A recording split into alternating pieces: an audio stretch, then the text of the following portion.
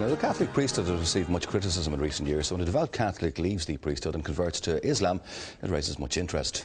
Well, our next guest did just that. After being a Catholic priest in Britain, he left to become a teacher and studied in Egypt, where he converted to Islam and became a Muslim. He is now in Ireland to spread the word of the Quran, and he joins us in studio this morning. Good morning to you, Idris Tafi. Good morning to you. Assalamu alaikum. Peace be upon you.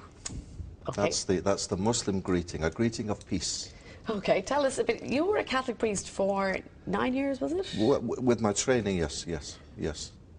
Why did you decide to convert? Well, if we had kind of 2 hours or a whole series, I could perhaps tell people. It happened through people, through events, when I left the priesthood. I didn't leave the priesthood because I wanted to change my religion, that's for sure. I had no plan of leaving the Catholic Church, none. But when I left the priesthood, it was a big decision to make, and it was upsetting, and it left me feeling very low. And I looked for a holiday, so I needed a good holiday. But I had no money, so I went to the internet and got the cheapest holiday I could find, and the cheapest holiday was a holiday to Egypt. Now, I knew nothing about Egypt. I'd never met a Muslim in my life. And all I knew about Muslims was what the television told me, that they chop your hands off, and that they blow themselves up, and that they hit ladies. So I went to this Muslim country not knowing what to expect, except sunshine. And I went there, and as God is my judge, that week changed my life, really, because I met Muslims for the first time and found that they weren't these sword-waving fanatics that we see on the TV, but they were good, honest people. And like Irish people, Muslim people, you know, they go out to work in the morning to put food on the table for their kids to eat. They pray. They're ordinary people with a religious dimension very much. And so, for example, I'll give you an example of one Muslim I met. I met a little boy, and I talk about him in every talk I give. And this little boy was selling bananas on the street. And he'd no shoe, just little plastic flip-flops, and a very old, tired gown, you know. And he greeted me the first morning. He said, Assalamu alaikum, peace be upon you, with a big smile on his face. And I learned each day from my hotel walking past him to say Zayak. Zayak in Arabic means, how are you, how are you doing? And he'd reply, Alhamdulillah, praise be to God. And that week, it touched my heart. I didn't learn much about Islam, but I learned for sure that Muslims weren't what I was being told back home. And then a long journey, of perhaps a year started, of meeting. I got a job teaching. You know, I needed work. I had no work. So I got a job in a school in London. So your holiday, you came back. I came back. You still felt strongly. Still, I still had no plan to change my religion. I was perfectly happy being Catholic. And in fact, in all the talks I give, you know, I've been giving talks this week in Ireland, I always start my talks by saying, if anyone's come here tonight to hear me criticize the Church or the Pope or Christianity, you've come to the wrong talk. Why did you leave the priesthood, though? What made that decision after 8 years there as a priest? Okay, well, the job, I liked the job. And it's a great privilege, you know, for people to let you into their lives, to be with their parents when they're dying, to baptize their children, to marry them, to hear their confessions. It's a very privileged life. And I like to think I was good at my job, you know. The people liked me, I liked them. But my heart somehow just wasn't happy. There was something missing. And even though I really enjoyed what I was doing, I felt lonely and unhappy. So it took a lot of, you know how priests are held up by Catholics on a pedestal almost.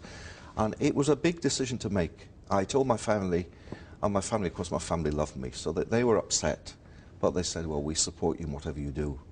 So as I said, I had no plan to change my religion at all. But can I tell you about the job? I got a job teaching. And in the school where I was in London, there were lots of Muslim kids. Very naughty school I was in, very naughty. They had every wrong thing you could imagine they did, but I liked it. I liked the kids, and they liked me, and I was teaching them about religions. All my life I taught, as a De La Salle brother, I taught about the Catholic faith. Well, for the first time I was in a state school teaching about Islam, Judaism, all the religions. Well, I didn't know much about them, so every night I had to get the books out and read, you know. And the more I read, and the more I read, and the more I liked what I read about Islam.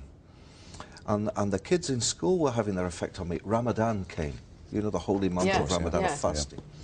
And they came to me and they said, sir, it's Ramadan and we've got nowhere to pray. and your room is the only room in the school with a carpet.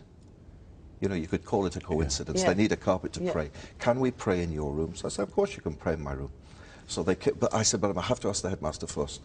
So I went to the head and I said, these boys, Muslim boys, would like to pray in my classroom. Is it okay? He said, fine, but you have to sit at the back, because knowing these kids, they could steal the carpet. You know? So I sat at the back for the whole month of Ramadan. And for the first few days, I just marked my books and prepared my lessons. I paid no attention. Then as the days went by, I'd look at, oh, they're doing this now. Oh, they're doing this now. And I secretly went to the internet and I learnt the prayers in Arabic they were saying. It was a slow process. Very slow process. And it is a lovely religion, and there is a lot of peace and there is a lot of love espoused. Yeah. But how do you reconcile and equate that with the fact that there are hundreds of thousands of fundamentalists who go to the other extreme, and there is no give and take? It is do it our way or we'll kill you. Okay, well the way I'd answer that would be that this island of Ireland is no stranger to extremism and fanaticism done in the name of so-called religion. And the things that happened in the north in this island bore no relation to the message of Christianity, of love and peace. Well, in the same way, things are happening in the world. You know, the other day there was a thing on the TV, and it said that this young girl, this Christian girl in Afghanistan, had been killed because she's Christian. And when I saw it, I was sad.